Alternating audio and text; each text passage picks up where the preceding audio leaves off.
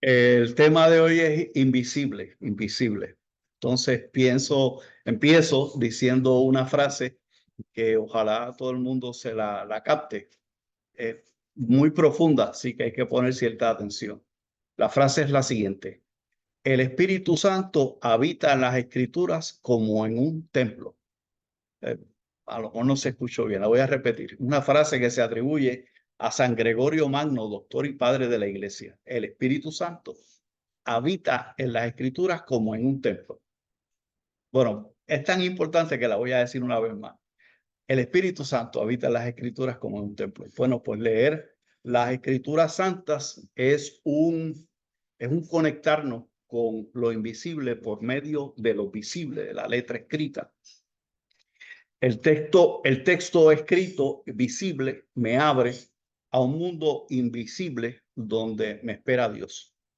Concilio Vaticano II aprobó 4 constituciones. Hay una constitución dedicada a las Sagradas Escrituras. Se llama Dei Verbum, verbo de Dios, palabra de Dios. Allí se dice como sigue, y es una clave para interpretar las Sagradas Escrituras. Dice el Concilio Vaticano II: la Sagrada Escritura hay que leerla e interpretarla con el mismo espíritu con que se escribió. Fin de la cita. La palabra espíritu está escrita en el texto con letras mayúsculas para denotar nombre propio. En Arroz y Habichuela, el escritor sagrado actuó movido por el Espíritu Santo. El lector sagrado, si quiere entender, tiene que dejarse llevar con docilidad por el Espíritu Santo. La escritura santa no se lee en el vacío, se lee en la comunidad del pueblo de Dios. La escritura santa pertenece a la iglesia y se lee en la iglesia, con la iglesia. Como Moisés, ante la zarza ardiente, al leer las sagradas escrituras, tenemos que quitarnos las sandalias porque estamos pisando un lugar sagrado. ¿Y qué pasa cuando leo el texto sin contexto? Pues no entendemos. Voy a dar un ejemplo. En el libro del Cantar de los Cantares no se menciona a Dios en ninguna parte. Parece un libro humano, un libro de romance. Pero volvemos, yo sé que el Espíritu Santo habita en las Escrituras como en un templo. Cuando yo entro a ese templo, me encuentro con todos los miembros de la iglesia que entraron antes. Algunos, después de salir del templo, pusieron por escrito lo que habían encontrado en lo que el Espíritu Santo le dijo cuando leyeron esas escrituras. Mira lo que dijo San Jerónimo, doctor y padre de la iglesia, sobre Orígenes, que era otro monstruo de las Sagradas Escrituras. Orígenes dice San Jerónimo: Orígenes, después de haber superado a todos los escritores de su tiempo, se superó a sí mismo cuando escribió sobre el Cantar de los Cantares. Anda, por siglete. O sea que este es el monstruo de los monstruos. Sí, San Jerónimo diciendo que el otro, que Orígenes, era cuando escribió, botó la pelota. Bueno, pues vamos corriendo a ver qué fue lo que dijo Orígenes sobre el Cantar de los Cantares. Orígenes toma el comienzo del Cantar de los Cantares y lo cita: bésame con los besos de tu boca, bésame con los besos de tu boca. Así empieza el Cantar de los Cantares. Pues el lector pagano verá ahí un poema romántico, pero el cristiano verá más allá. Dice Orígenes: se trata de una conversación entre el pueblo de Dios y su creador. El alma individual y en pueblo entero agradece a su creador que le haya enviado a Moisés y los profetas. Las palabras de sus enviados son como besos, pero el pueblo no quiere más enviados. Quiere que venga Dios en persona. Es como si dijera: no me beses por medio de otros, ven tú mismo en persona. Vamos a dejar por un momento a Orígenes y contemplemos la contestación que Dios le da a ese reclamo: ven en persona, que hace el pueblo de Dios en el Cantar de los Cantares. Pues el verbo se hizo carne y habitó entre nosotros. Primera de Juan, Evangelio según San Juan, capítulo 1, versículo 14. Y se hizo uno de nosotros. Y antes de que nos diera besos, se dejó besar por su madre, la madre de Dios. Y se dejó besar por San José, su padre en la tierra. Y el Dios invisible se hace visible para contestar el reclamo del cantar de los cantares, que venga a él en persona. Y se deja besar los pies de la pecadora Magdalena para decirme a mí que me es lícito a mí también besar los pies de mi maestro y de mi Señor. Magdalena besó visiblemente los pies del maestro y el Señor, pero yo puedo en lo secreto también besar los pies del crucifijo. Aquí pasó algo. A ver, aquí salió. Aviso aquí. Se continuó. Me es lícito besar los pies de mi maestro porque todas las sagradas escrituras se escribieron para mí. Anda, parcilete. Todas las sagradas escrituras se escribieron para mí y para ti.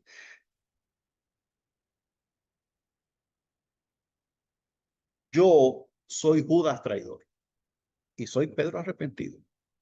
Todos los personajes me hablan a mí y me hablan de mí. Yo soy miseria y esperanza. Y Dios se hace hijo del hombre para que los hijos de los hombres se hagan hijos de Dios. Eso lo dijo San Atanasio. Y Jesús, Joshua, que significa Yahvé salva, en el propio nombre de Jesús está presente el nombre de Yahvé. Entonces, mira lo que dice San Pablo sobre visible e invisible. Dice San Pablo en Colosenses 1:16. Por medio de él, Cristo, fueron creadas todas las cosas, lo visible y lo invisible. Romanos 1:20. Lo visible de Dios, es decir, su eterno poder y su naturaleza divina, se han hecho visibles en la creación. La segunda carta a los Corintios 4:18. No contemplamos las cosas visibles, no contemplamos las cosas visibles, contemplamos las invisibles. No, contemplar lo invisible. En la carta a los Hebreos, en el capítulo 11, versículo 3, leemos lo siguiente. Por la fe, sabemos que el universo fue formado por la palabra de Dios, de modo que las cosas visibles llegaron a la existencia a partir de lo invisible. Más tarde, en Hebreos 11:27, les leemos, Moisés se mantuvo firme como quien ve al invisible. Ver al invisible. Bueno, pues le voy a dar otra cita. Esta cita me encanta. Solo con el corazón se puede ver bien. Lo esencial es invisible a los ojos. No la busquen en el Nuevo Testamento ni en las Sagradas Escrituras. Está en el Principito. Bueno, pues vámonos con la imaginación a Galilea. La fama de Jesús se extiende. Era un maestro distinto de los demás. Hablaba con autoridad y la palabra de Dios impresiona incluso a los demonios. Después de predicar en diferentes sitios, fue a Nazaret, a donde él se había creado. Lucas 4:16. San Lucas coloca esta escena al inicio de la vida pública. El relato es de tal intensidad que se puede ver como un evangelio dentro del evangelio. En pocas líneas, no solo abre solemnemente la misión del Señor, sino que se sintetiza en cierto modo su vida entera. Jesús va a la sinagoga y se pone en pie para hacer la lectura. Le entregan el rollo del profeta Isaías. Desenrollándolo, encontró el pasaje donde está escrito: el Espíritu del Señor está sobre mí, porque Él me ha ungido, me ha enviado a evangelizar a los pobres, a proclamar a los cautivos la libertad y a los ciegos la vista, a poner en libertad a los oprimidos, a proclamar el año de gracia del Señor. Entonces enrolló el pergamino, se sienta, toda la sinagoga tenía los ojos clavados en él, y él comenzó a decirles: hoy se cumple esta escritura que acaban de escuchar. Lucas 4:17. Jesús se presenta aquí en términos inequívocos como el Mesías prometido. Se ha cumplido esta promesa y lo hace, dice que se cumple con un texto que pone en primer lugar la libertad. Es que Él ha venido a darnos una libertad.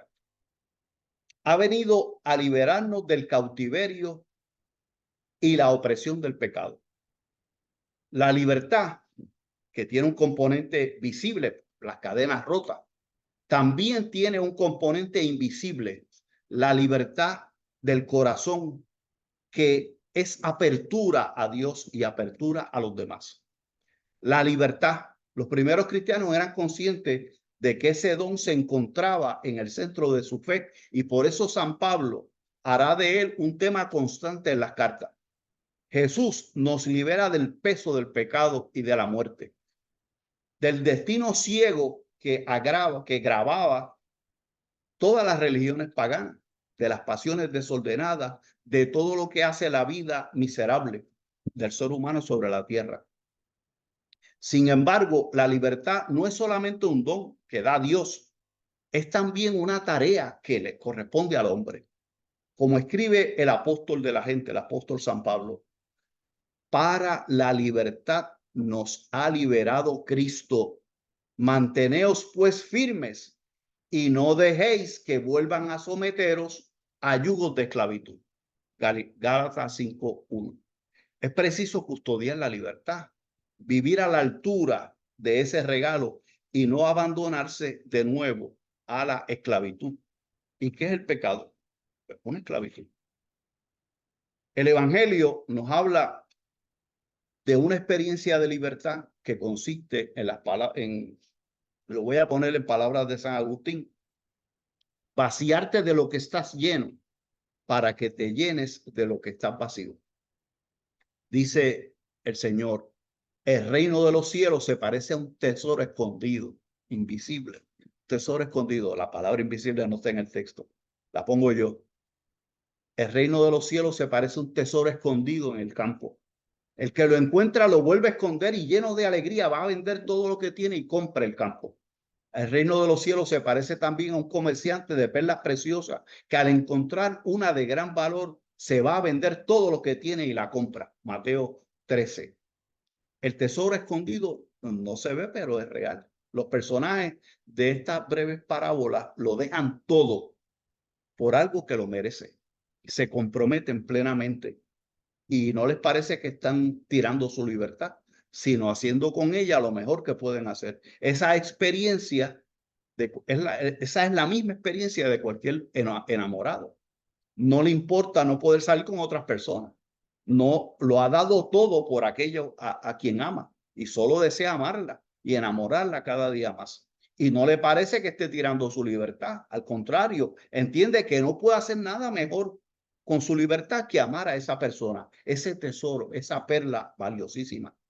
Bueno, pues por medio de las cosas visibles podemos trascender a las cosas invisibles. Dios sale al encuentro del hombre en cada persona y en cada acontecimiento. Escuchamos en las misas de Adviento: el que no ama a su hermano que ve, no puede amar a Dios que no ve. La primera carta de Juan 4:20. En el Cantar de los Cantares se habla del amor humano para explicar el amor divino. En el amor humano, dos se hacen una misma carne. En el amor divino, dos se hacen un mismo espíritu. ¿Y cuál es la manifestación visible de ese amor invisible que tenemos en el corazón? Pues yo te tengo una respuesta y una propuesta. En el Evangelio de San Marcos en el capítulo 7, se cuenta que Jesús curó a un sordo diciéndole efetá, que en hebreo significa ábrete. Y el sordo se curó. Pues yo también quiero efetá para a mi corazón, para yo ver lo invisible, ver a Dios en los demás, en lo visible de los demás. Pues una buena ejaculatoria es tomarte el corazón y decirte a ti mismo, a tu corazón, efetá, en el nombre de Yahvé, salva, de Yahvé, salva, de Joshua, de Jesús, efetá, abre mi corazón al mundo invisible de Dios, para que yo pueda abrir mi corazón al mundo visible de los demás. Los demás, que fíjate qué misterio tan grande. Dios es invisible y creó al hombre a imagen y semejanza de Dios, pero el hombre es visible y Dios está tratando de expresarnos algo y tenemos que descubrir penetrar el misterio de las palabras de Dios, pero claro, hay que pedir luz al Espíritu Santo para entrar a las Escrituras y encontrarnos con el que habita en las Escrituras, el Espíritu Santo. Lo voy a decir de otra manera. Efetá a las Sagradas Escrituras.